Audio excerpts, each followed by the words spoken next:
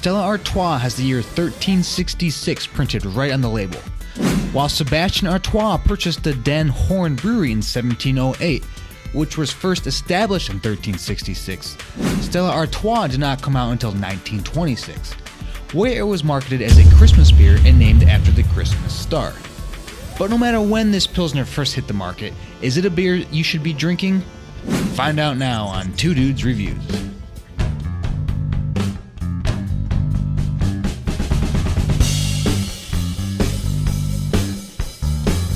What up, guys? Yeah, today we're diving into the Stella Artois.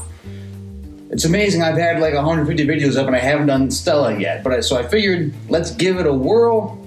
I'm going to start getting into some of the kind of more classic beers for me that I kind of grew up, the beer influence started with. And Stella, it was definitely, I wouldn't say it influenced, it was kind of later at the beginning, but it was one of those Belgian beers that you knew would most likely be on tap, especially after Stella kind of bought out Budweiser. You knew it was going to pop up a little more.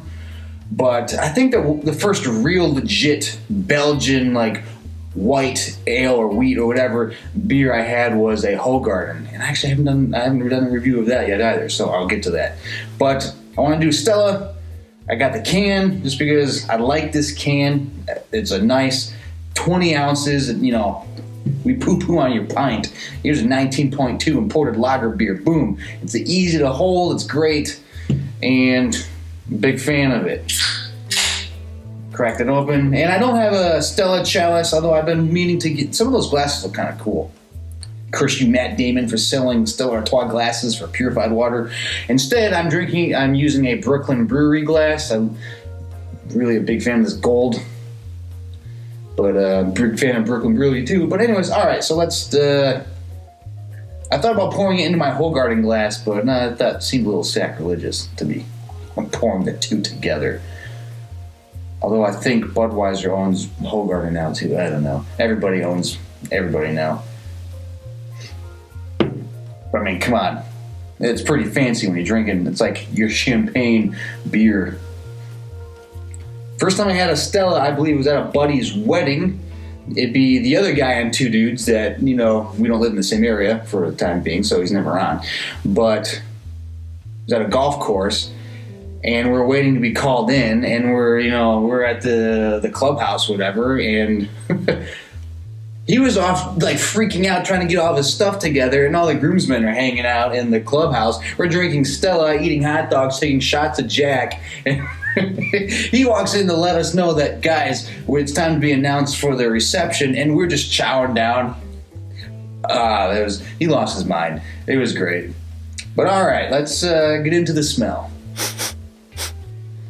I gotta admit, it's got a nice little head on it.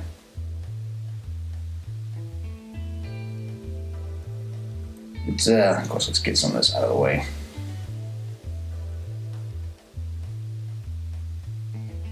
Not quite as crisp as I'd like it to be. It's got, kind of your corn, wheat aroma to it. Not skunky, wet aroma, but, it's fine.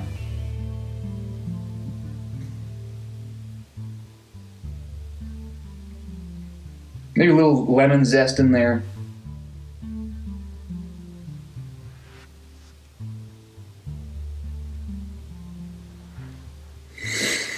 It's kind of your not quite typical lager. It smells a little higher end, if you want to put it like that. It doesn't smell funky. It doesn't smell like you just dumped bread into a glass of water.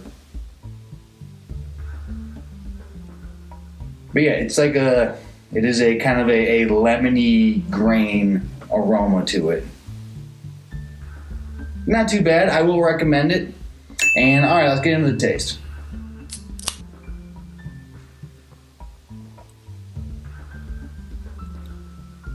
It does have a nice clean, refreshing taste to it. It doesn't have any funky bites at the end.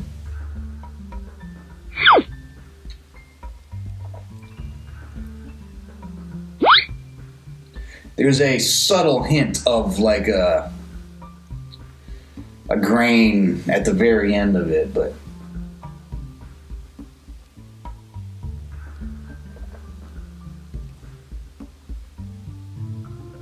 Yeah, very subdued, but just enough flavor for it to be like very refreshing. I feel like this would be a great kind of summertime beer. Because it doesn't taste super heavy. It's clean. It's crisp. It's got just enough flavor to remind you that it's not a light beer.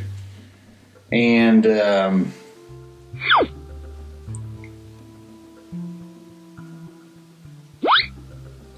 it's got the drink before sticker on the bottom.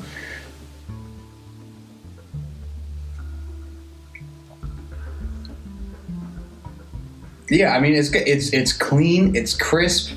I mean, if you're looking for crazy flavor, this is not going to be the beer. But what it does very well. I think it's a solid lager. You know, that lagers really aren't my go-to beers at all. But this one's pretty good, and you know, it's nice, refreshing, and not too heavy on the back end. So I will recommend it on taste. But all right, next category is value for price, and honestly, I mean, Stella Artois for an import, for a Belgian import, you're really not going to find a better price for Stella. And it's going to be at most bars now. So you do have that import option. So yeah, when you compare it to pretty much any other import outside of maybe a Mexican beer, it's very favorably priced. So you're really not going to get, you know, too much better for price wise. And I mean, come on, this can. I love this can. The perfect size can. If I was to rate perfect size cans, this might be it. I mean, 19.2 ounces. It's shaped like a regular 12 ounce, but it grew. You know, so I don't know. Great can. You can get it in bottle form. You can get all sorts of forms. But anyways, yeah, I will recommend it for value for price. Our next category is distinction. How distinct is it? I mean, the thing is, okay, so it is a solid lager. So, and there's not a ton of stuff you can do with lagers. It's kind of like Pilsners. There's only so much you can do before you start like pushing it to some totally different kind of beer style. But with the thing is, it's if you were to just drink it blindly, you would never guess it was from Belgium. I don't know if that's necessarily good, because to me, the best beers in the world come out of Belgium. I think Germany has the Beer Purity Act, which I think helps maintain a standard, but it kind of boxes them in many ways. It's not, in Belgium, you're not boxed in, but this doesn't really taste like a Belgian beer. So it's like, I think it's really good for a lager, but it loses its Belgiumness. Honestly, when you think of Belgium, you don't really think of lagers to begin with. But I mean, so I'm gonna give it a half for distinction. It's good, but it doesn't really. It almost. I don't know. So I'm gonna give it a half for distinction. Next category is drinkability, and absolutely, it is a great lager. You can pound through that real fast. Not a problem with that at all. So, I mean, not much else to say about that. Yes, I will recommend it for drinkability. All right, last category is would I buy it again? And yeah, I mean, it's hard to say that you're not going to buy a Stella ever again. I mean, sometimes it's hot, you're craving just a straight up lager. You don't want anything fancy. You want something you get. You know, sometimes you have so many bars and there's so many crazy stuff going on, and you're just like, I don't really feel like trying out a half dozen beers until I find something that really jives with me, and you just don't want to think about it. It's like when you go, it's like, I just want a burger, man. I just want give me a burger, give me fries, give me a beer. I don't want anything fancy right now. This is a perfect option for when you just want something that works and isn't flowery over the top of crazy. So yes, I will buy Stella Artois again. I will recommend it for that.